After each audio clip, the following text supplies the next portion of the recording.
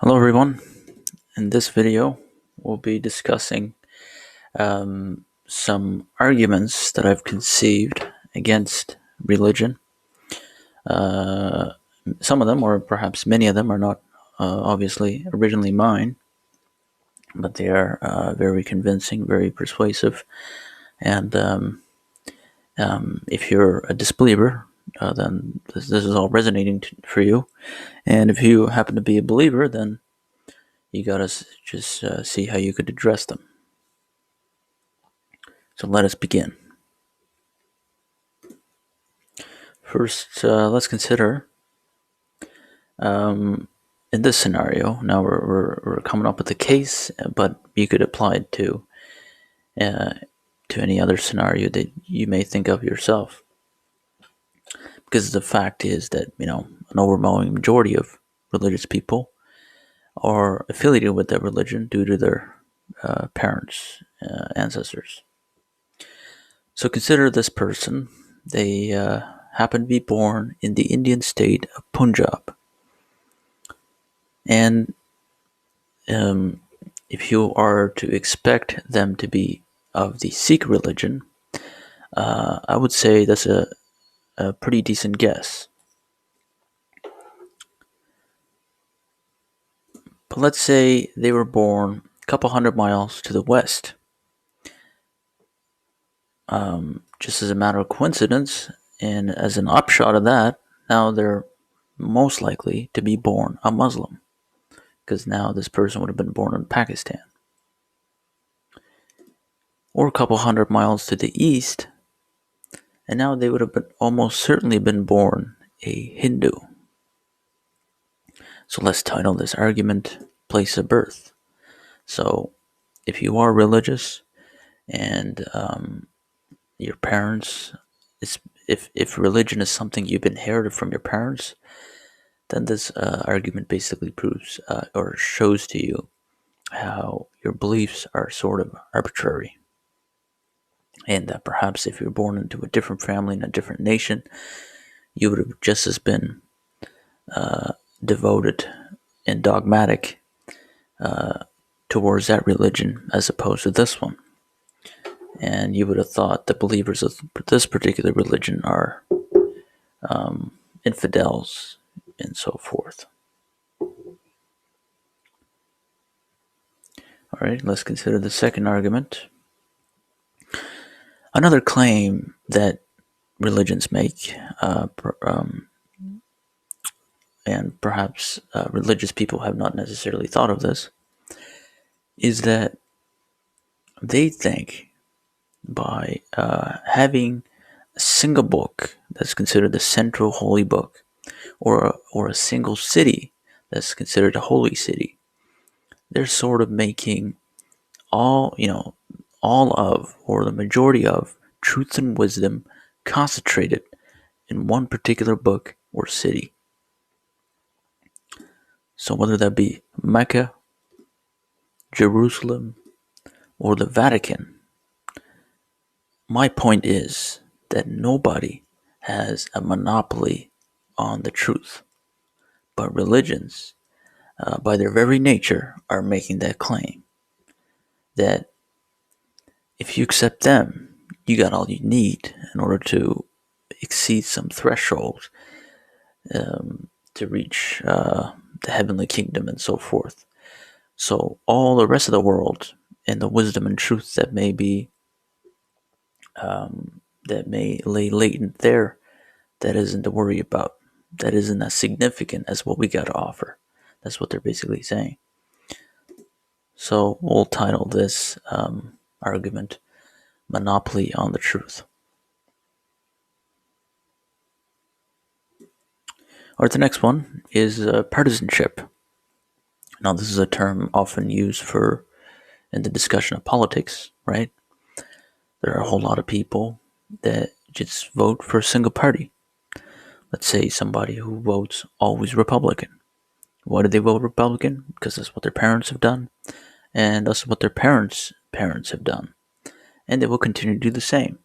They don't really bother to see actually observe the platform and compare and contrast the platforms, or even perhaps try to inspect if these supposed Republicans, these candidates, are actually living up to the Republican principles. They don't care about that.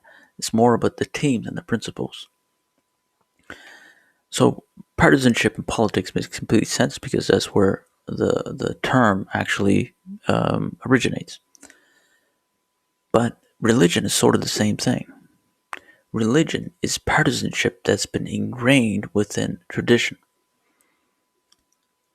For example, there are a lot of instances where one person may think another person may be a person of, let me put it this way. One person may think another person is a decent person because they happen to be a member of the same religion, So this is the team mentality. This is perhaps similar to how a Democrat would perceive another Democrat. But even though,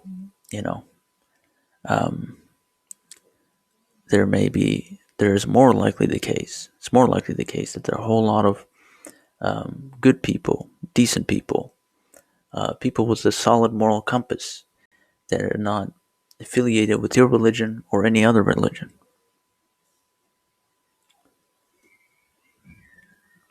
Next, let's consider this argument that I titled Missionary Miracle.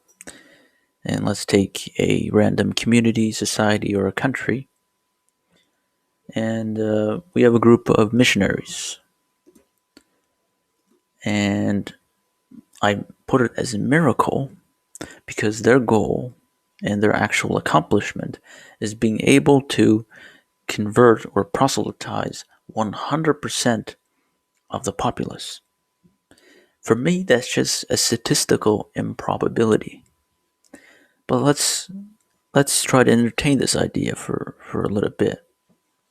So let's say these are the best missionaries in the world, and these missionaries, they're in this particular attempt of theirs, they're having their most success. But let's say that only amounts to 70% of the populace. But that still isn't 100%. Naturally, there will always be some people who dissent, some people who refuse, repudiate. So, how do you attain 100%? Well,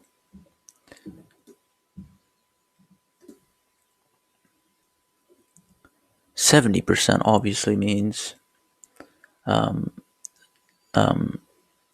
7 people in every 10 have converted.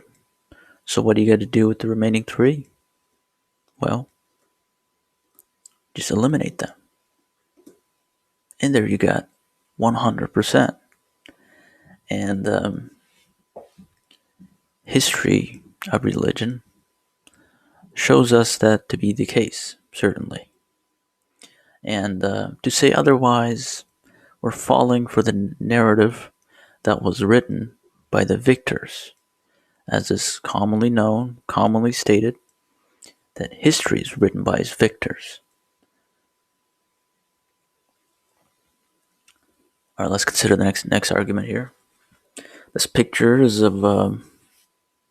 supposed to represent the game called telephone, also known as Chinese whispers.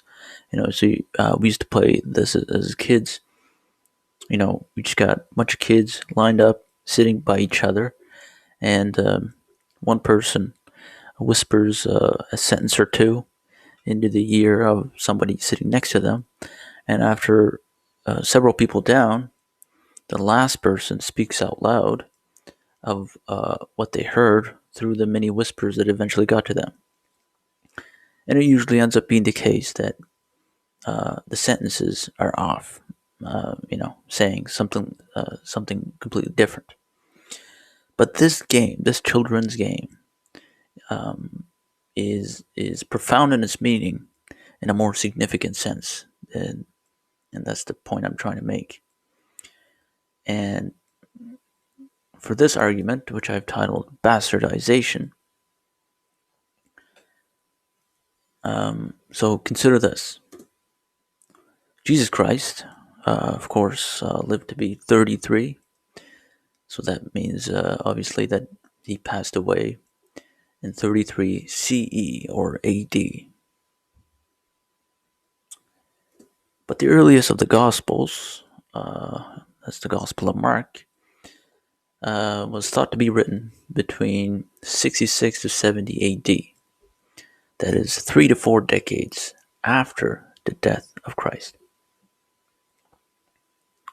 But then, the First Council of Nicaea, which is thought by some, not all, that this is when the official canon of the Bible was put together, occurred or transpired in the year 325 AD. That is not 292 years later. So nearly 3 centuries later. Now, of course, some people dispute this particular event for the canonization of the Bible. But nonetheless, if you got some other suggestions, the fact remains to be the same. It is several centuries after the death of Christ. Now let's consider this person, Muhammad. He passed away at the age of 6, in the year of 632 AD. And the Koran, of course, originally it was written on papyrus and a bunch of other things, and then it had to be compiled, and then there were various interpretations, and they had to sort of standardize the text, and they had to eliminate some because of varying interpretations, but some take that to be something more than just a difference in interpretation. But nonetheless, it was under Caliph Uthman ibn Affan the Quran came to have a united or standard form in 650 AD. That it is 18 years after the death of Muhammad.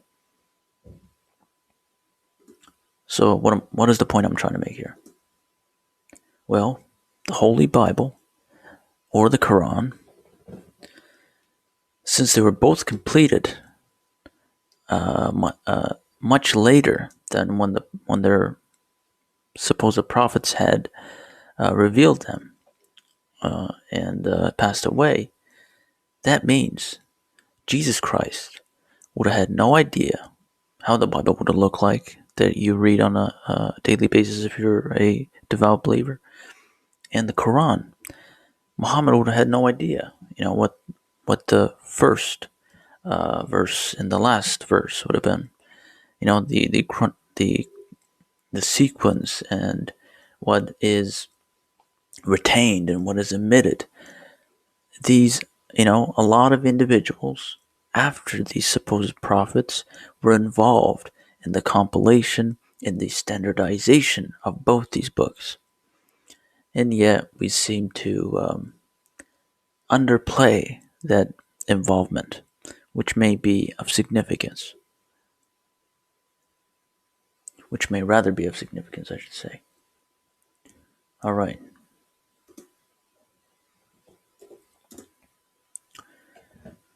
All right, so those were the 5 arguments. And hopefully that was able to entail to you some arguments that could be persuasive against religion. And if you're a religious person, try to address them and see if what you got to say is compelling for us. But for myself, I'm not making these arguments from my perspective of an atheist, because I'm not an atheist myself. I would have rather chosen the label of an agnostic. But if I had to delve into my beliefs, then I would have chosen the the conception of divinity as is entailed in panentheism. And I'll leave it to you to search that one up. But panentheism, perhaps that's a video of its own, who knows. But the point being, whether it's political parties or organized religions, they are human institutions. For you to build up your political principles or your moral virtue or moral principles of virtue, for you to sort of build up a solid moral compass, for neither of those two objectives do you need a political party or a religion. You could go ahead and study the insight, the ideas, the thoughts of various individuals, and then by persisting with critical thinking throughout your studies, you can eventually come to have sort of an idea. Of course, you have still no idea because the massive knowledge that exists is beyond any of our comprehension. But yet, I think partisanship to religion or to a party is the wrong way to go about it. You need to have more trust in yourself, and you need to pursue the knowledge, the wisdom, and the truth that lays latent in this realm. What I really like is the belief of the Gnostics when they talk about the divine bits, the divine spark that is that has been sort of diffused within creation. And they also sometimes term it as divine gems. So for a person that really seeks virtue, wisdom, and truth, their goal should be to go ahead and seek out these gems, collect them, accumulate them, understand them, apply them in a way, in a trajectory towards apotheosis, and a trajectory towards a closer relationship with higher power. The higher power that may really be unraveled in sort of a correlating nature with the intellectual and spiritual bolstering of yourself as an individual. So,